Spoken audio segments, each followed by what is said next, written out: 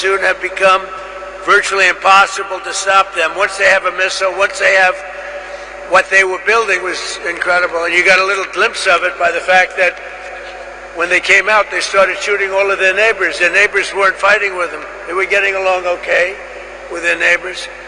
And I was surprised. Everybody was surprised. And it actually worked in reverse because their neighbors then turned against them. Now Iran has one more opportunity to end its threats to America and our allies, and we hope they take it.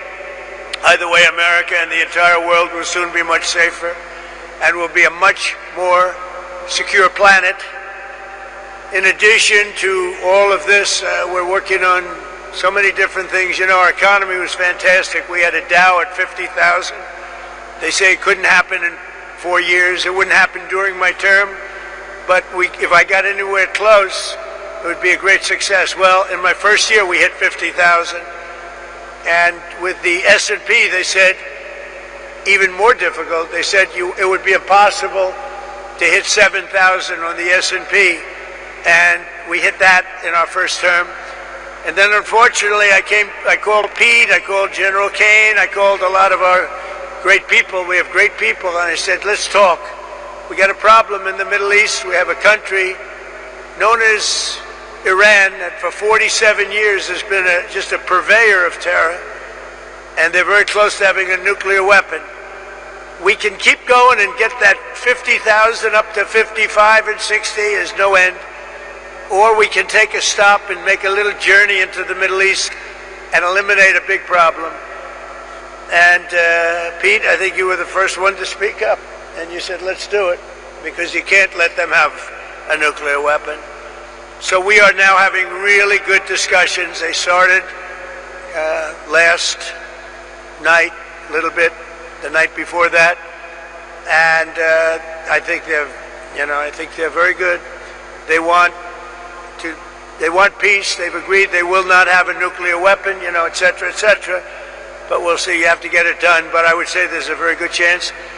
And it began when I said that we were planning tomorrow on shooting down some of their power plants, and we're going to hold that up. Hopefully we won't have to do it, and hopefully we can make a deal that's good for all of us, including the Middle Eastern allies that have been very good to us, including Israel, that's been a great partner in this fight. They've really been a good partner in the fight. They fought hard. But we'll see what happens. I think there's a very good chance we're going to end up in a deal.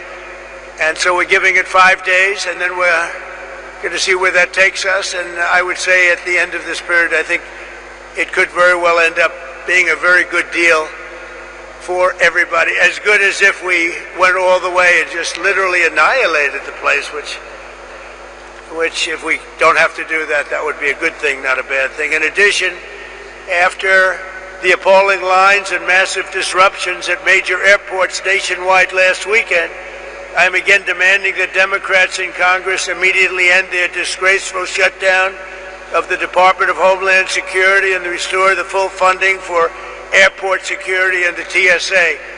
They are holding it up because they want to take care of illegal immigrants coming into our country. They want to take care of criminals that are in sanctuary cities. They want to take care of transgender for everybody, literally the mutilization of our children, men in women's sports. But what they don't want to do is give us anything to do with citizenship for voting or voter ID. Can you imagine? We're the only country that doesn't do voter ID. Every country does voter ID. Brought to my attention today that we're the only country that does mail-in voting. Mail-in voting means mail-in cheating. I call it mail-in cheating. And we got to do something about it all, and it's part of Homeland Security. And I'm suggesting strongly to the Republican Party, don't make any deal on anything. The most important thing we can have is what's called the Save America Act. Don't make any deal on anything unless you include voter ID, and you have to be a citizen to vote. You have to show citizenship to vote. Very easy to do. It's very insulting when they say people can't do it because they don't know how to do it. Anybody that can't do it, I think it's a very insulting thing to say.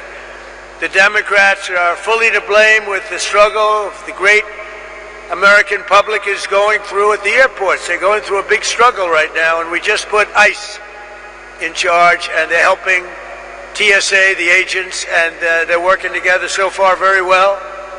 I actually suggested that in the airports they take off their masks, and they did that. In the airports, I'm a big believer in the mask because we have, Biden allowed hundreds of thousands of killers into our country. We're rapidly getting them out, by the way. But they would go after these people if they knew exactly who they were. But in the airports, it's different. I didn't love the look in the airport as you get off the plane.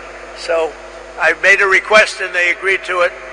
So they're not going to be doing that. We will also bring out, if we don't have enough, we will bring out the National Guard in, where we need it to help out at the airports. But we're not going to let this happen. It's extortion by the Democrats. They're holding up money that's already been approved, and now they're willing to go $5 billion reduction in ICE in order to get the approval on a deal that they approved, the great big beautiful deal, which is the biggest tax cut in history, the biggest regulation cut in history. They want to basically renegotiate a deal that they already approved, and they're doing it largely for a criminal element.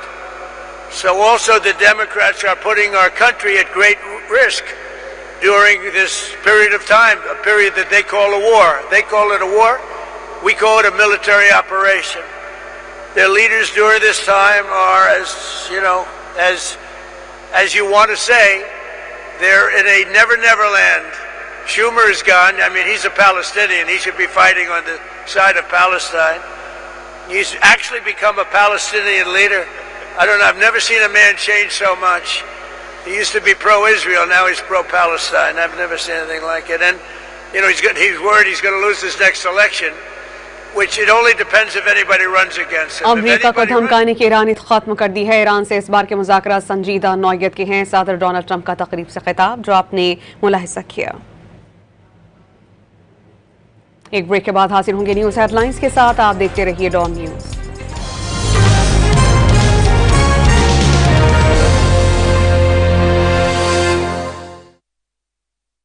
मेरा lemon max bar कम घुले ज्यादा चले।